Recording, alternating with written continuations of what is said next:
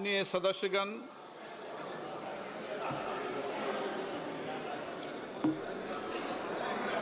माननीय सदस्य अभय सिन्हा जी, आज तो फोटो खींच लिया है, आइंदा फोटो खींचा तो मुझे कार्रवाई करनी पड़ेगी। सदन ने गरिमा बनाए रखो। माननीय सदस्यगण, मुझे आपको ये सूचित करते हुए अत्यंत प्रसन्नता हो रही है कि हमारे सदन के विशिष्ट बॉक्स में जॉर्जिया की संसद के चेयरमैन का उच्च स्तरीय संसदीय शिष्टमंडल उपस्थित है। मैं अपनी ओर से तथा सदन के सभी मान्य सदस्य की ओर से उनका हार्दिक अभिनंदन करता हूं, स्वागत करता हूं। माननीय श्री शाल पापुआ शिल्ली और उनके संसदीय शिष्टमंडल की भारत यात्रा दोनों देशों के संबंधों की गहराई का प्रतीक है। उनकी इस यात्रा से दोनों देशों के द्विपक्षीय सहयोग और संबंध और मजबूत होंगे। हम भारत में उनके सुखद, सफल एवं मंगलमय प्रवास की कामना करते हैं। उनके माध्यम से हम जॉर्जिया की संसद तथा वहां की मित्रवत जनता को बधाई और शुभकामनाएं देते हैं। प्रश्नकाल प्रश्न संख्या 21 श्री वीके श्रीकंदन। मंत्री जी को, माननीय मंत्री जी, एक विवरण सभा पटल पर रख दिया गया। Question number 22 doctor D Ravi Kumar. Doctor D Ravi Kumar, माननीय गृह राज्य मंत्री जी, उत्तर सभा पटल पर रख दिया गया। क्वेश्चन नंबर 23 डॉक्टर कडियम काव्य, माननीय कृषि मंत्री जी। अध्यक्ष महोदय, एक विवरण सभा पटल पर रख दिया गया है। Question number 24 Shri Satish Kumar Gautam. Question number 24 अध्यक्ष जी।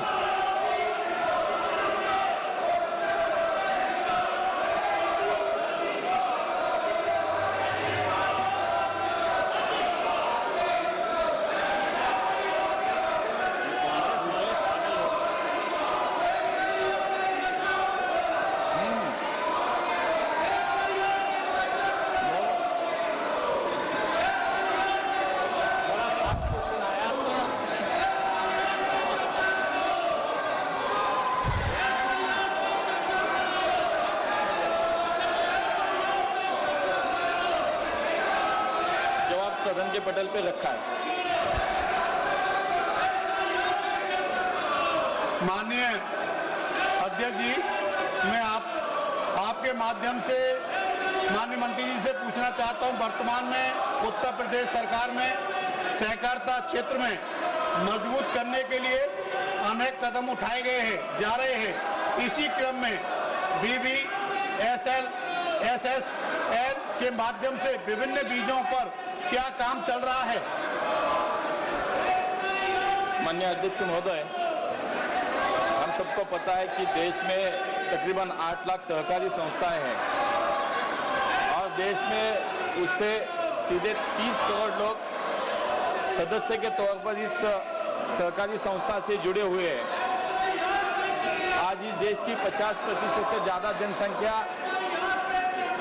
जनसंख्या ही सहकारिता से जुड़ी हुई है और इसको ही ध्यान में रखते हुए हमारे माननीय प्रधानमंत्री जी ने सहकार से समृद्धि की परिकल्पना को साकार करने के लिए नया सहकारिता मंत्रालय का निर्माण किया और पिछले 4 साल से माननीय गृह मंत्री एवं सहकारिता मंत्री अमित भाई के नेतृत्व में सहकारिता क्षेत्र में बड़ी क्रांति हो रही है और रोजगार निर्मित और ग्रामीण अर्थव्यवस्था सक्षम करने के लिए, मजबूत करने के लिए बहुत सारे क्रांतिकारी निर्णय लिए जा रहे हैं। बहुत सारी पहले लाई गई है, जैसे कि हम सबको पता है कि सहकारिता का मुख्य जो घटक है वो है पैक्स, और इसी पैक्स को सक्षम बनाने के लिए बहुत सारे कदम उठाए जा रहे हैं। उसमें 3 मल्टी स्टेट सोसाइटीज की स्थापना की गई, जिसमें कृषि उत्पाद के निर्यात को प्रोत्साहन देने के लिए NCL, जैविक उत्पादन को बढ़ावा देने के लिए NCOL, और इसी के साथ स्वदेशी बीज बैंक बनाने के लिए और पारंपरिक मीठे बीजों का संवर्धन और प्रसार के लिए BBSSL की स्थापना की गई। इसी प्रकार हमारे जो सदस्य उन्होंने ये सवाल पूछा है BBSSL के संदर्भ में कि उत्तर प्रदेश में आज BBSSL की क्या स्थिति है, तो मैं आपके माध्यम से उनको बताना चाहता हूँ कि आज उत्तर प्रदेश में लगभग 4200 सहकारी समितियाँ जो BBSSL की अभी सदस्य बनी है। उत्तर प्रदेश की विभिन्न जिलों में अनेक फसलों का बीज उत्पादन किया जा रहा है।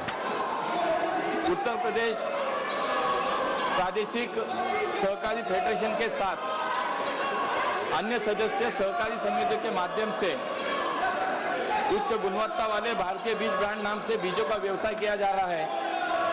इसके अलावा कई सहकारी समितियां उनके माध्यम से BBSSL उत्तर प्रदेश कृषि विभाग द्वारा प्राप्त डिमांड के हिसाब से बीजों का वितरण सीधे किसानों को कर रही है।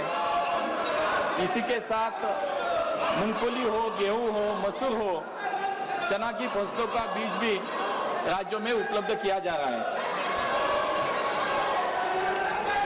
अध्यक्ष जी, आज देश में BBSSL की कार्य पद्धति क्या है? पिछले 3 साल में संस्था ने क्या प्रगति की है और आगे आने वाले समय के लिए क्या लक्ष्य तय किया गया है? माननीय अध्यक्ष महोदय, आज पूरे देश में हमारा मंत्रालय भारत सरकार BBSSL के प्रचार और प्रसार के लिए कार्य कर रहा है। सभी राज्यों के सरकार को साथ लेकर हम इसको आगे लेके बढ़ रहे हैं। अब तक देश में 34 राज्यों और केंद्र शासित प्रदेशों ने कुल 33,750 सहकारी समितियां BBSSL की सदस्य बनी है। BBSSL ने भारत बीज के नाम से आज तक लगभग 154 करोड़ के रुपए के बीज बेचे हैं। 18 राज्यों ने BBSSL के साथ काम करने के लिए नोडल एजेंसी को नामित भी किया है, जिनमें से 8 राज्यों के साथ अभी MOU पे हस्ताक्षर भी किए गए हैं।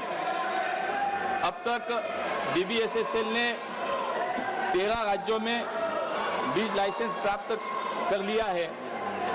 हमारा ये लक्ष्य है कि वर्ष 2035 तक BBSSL ये विश्व की सबसे बड़ी 5 बीज उत्पादक कंपनियों से में एक बने और लगभग 25,000 करोड़ रुपए का कारोबार करने का आज हमने लक्ष्य रखा है। आज देश में अब तक 34 राज्यों केंद्र शासित में कुल 33,700 समितियां सदस्य बनी है। मुझे लगता है कि इसके माध्यम से सहकारिता आंदोलन को सक्षम बनाने का कार्य BBSSL के माध्यम से भी करने का हमारा प्रयास है।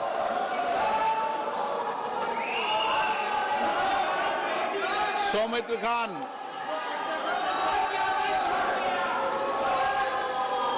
नमस्कार सर। संख्या क्वेश्चन नंबर आपका 25। माननीय मंत्री जी, उत्तर सभा पटल पर रखा गया है महोदय। माननीय सदस्य। Thank you sir. আজকে আমিও ধন্য যে বাঁকুড়া ডিস্ট্রিক্ট মৎস্য উৎপাদন কেন্দ্রে ওই রামসাগরে যেটা আছে সেটার একজন আমিও ওই পরিবারের অংশ এবং ওই ওখানে থাকি। তো আমার কোশ্চেন হলো, পশ্চিমবাংলায় এই 5 বছরে 545 কোটি টাকা আপনার স্যাংশন হয়েছে, কিন্তু তার মধ্যে এই এই তৃণমূল সরকার খরচ করছে মাত্র 51 কোটি টাকা। যে টাকা খরচ হয়নি সেই টাকা কি ডাইরেক্ট আপনার মৎস্য দপ্তরের ডিপার্টমেন্ট এবং মৎস্য দপ্তরের যে সংগঠনগুলো আছে, যে সমবায়গুলো আছে, সেগুলোকে কি সোজাসুজিভাবে সেন্ট্রাল গভর্নমেন্ট থেকে ওদেরকে ডাইরেক্ট পেমেন্ট করা যাবে? এবং এই যে রাজ্য সরকার খরচ করতে পারছে না, কারণ রাজ্য সরকার এখানে প্রতিদিন নাটক করে, রাজ্য সরকার এখানে খরচ করতে পারছে না, তার জন্য এই সমবায় গোষ্ঠীগুলোকে ডাইরেক্ট পেমেন্ট দেওয়া কোনো অপশন আছে কিনা, সেটা আমি মন্ত্রী মহোদয়ের কাছে আমার জিজ্ঞাসা।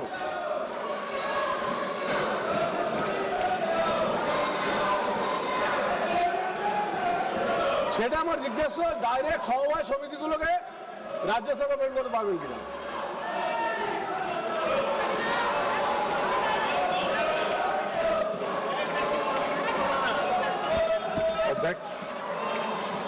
अध्यक्ष महोदय, माननीय सदस्य का जो प्रश्न है वो बहुत ही माकूल है, इसलिए कि हमारे देश के प्रधानमंत्री आदरणीय नरेंद्र मोदी की यह धारणा है कि हमको अगर विकसित भारत बनाना है तो सभी राज्यों का और सभी क्षेत्र में समान रूप से विकास हो, और जब तक सभी राज्य विकसित नहीं होंगे, हर क्षेत्र विकसित नहीं होगा, तब तक हम विकसित भारत की कल्पना नहीं कर सकते। और इसी उद्देश्य को ध्यान में रख के आदरणीय प्रधानमंत्री नरेंद्र मोदी जी इस योजना को मत्स्य पालन के क्षेत्र में जो उन्होंने प्रधानमंत्री मत्स्य संपदा योजना प्रारंभ किया, उसने पूरे देश में मछली के उत्पादन में एक क्रांति लाने का काम किया। लेकिन दुख की बात यह है कि पश्चिम बंगाल की सरकार ने इसमें कोई सहयोग नहीं किया। अध्यक्ष महोदय, मुझे आपको बताना है कि 2 वर्षों तक 2020-21 और 2021-22 इन 2 वर्षों में राज्य सरकार ने प्रधानमंत्री मत्स्य संपदा योजना को स्वीकार नहीं किया। 22-23 से उन्होंने स्वीकार किया। केंद्र सरकार ने पश्चिम बंगाल में जो प्रधानमंत्री मत्स्य संपदा योजना में खर्च का लक्ष्य रखा था 910 करोड़ रुपए, और उसके एवज में जब 22-23 से शुरू किया भाग लेना पश्चिम बंगाल सरकार ने, तो मात्र 221 करोड़ रुपए का ही प्रस्ताव वहां से प्राप्त हुआ, जिसमें आज तक जो राशि आवंटित की गई है केंद्रीय शेयर की 221 करोड़ रुपए, उसमें मात्र 114 करोड़ रुपया अब तक जारी किया है 221 करोड़ में, और मात्र 58.51 करोड़ पश्चिम बंगाल की सरकार ने खर्च किया है। 22-23 से आज तक जो पश्चिम बंगाल की सरकार का खर्च का जो रेशियो है वो मात्र 51%। अब अगर राज्य सरकार सहयोग नहीं करेगी तो फिर केंद्र सरकार कहीं पर नहीं है। मैंने स्वयं पश्चिम बंगाल में जाके इसकी समीक्षा किया 2 अगस्त को इसी वर्ष, और बहुत ही कनीय रैंक के अधिकारी आए जिनको कुछ पता नहीं था। जब मैंने पता किया तो मालूम हुआ कि उच्च स्तर पर निर्णय हुआ कि भारत सरकार की किसी बैठक में सबसे निम्न स्तर का अधिकारी जाएगा। यह है राज्य सरकार का सोच। तो इस देश को विकसित करने का प्रधानमंत्री मोदी जी का जो लक्ष्य है, उसमें राज्य सरकार जहां सहयोग नहीं कर रही है वहां कठिनाई हो रही है। हमारी जो योजना है वो हम राज्य सरकार के माध्यम से खर्च करते हैं, सीधे तौर पर सहयोग समिति को हम नहीं देते हैं। उनके लिए FIDF है, फिशरी इंफ्रास्ट्रक्चर डेवलपमेंट फंड है, वो उसका उपयोग करके आगे बढ़ते हैं। माननीय सदस्यगण, मैं पुनः आपसे आग्रह कर रहा हूं कि प्रश्नकाल महत्वपूर्ण है, आप सदन में भागीदारी निभाएं। माननीय सदस्यगण, मैं जिस तरीके का आचरण आपका देख रहा हूं संसद के अंदर, और कई माननीय सदस्य संसद के बाहर जिस भाषा का प्रयोग संसद के लिए कर रहे हैं, वह न संसद के लिए हित के लिए, न देश के हित लिए है। अगर उनके राजनीतिक दलों की यही परंपरा है तो देश देख रहा है संसद के अंदर विरोध असहमति लोकतंत्र में होती है, लेकिन मर्यादा बनाए, शालीनता बनाए और हमारे प्रयास से संसद की मर्यादा गरिमा ऊंची हो। मैं हमेशा हर मुद्दे पर, हर विषय पर आपको पर्याप्त समय, पर्याप्त अवसर देता हूं, लेकिन मेरा आपसे आग्रह है, दुनिया का सबसे बड़ा लोकतंत्र जो दुनिया के अंदर मार्गदर्शन देता है, हमारी संसद की मर्यादा परंपरा भी उच्च कोटि की होनी चाहिए और विशेष रूप से आपका व्यवहार और आचरण संसद की मर्यादाओं के अनुरूप हो, ये मेरा आपसे आग्रह है। सदन की कार्रवाई आज 12 बजे तक के लिए स्थगित की जाती है।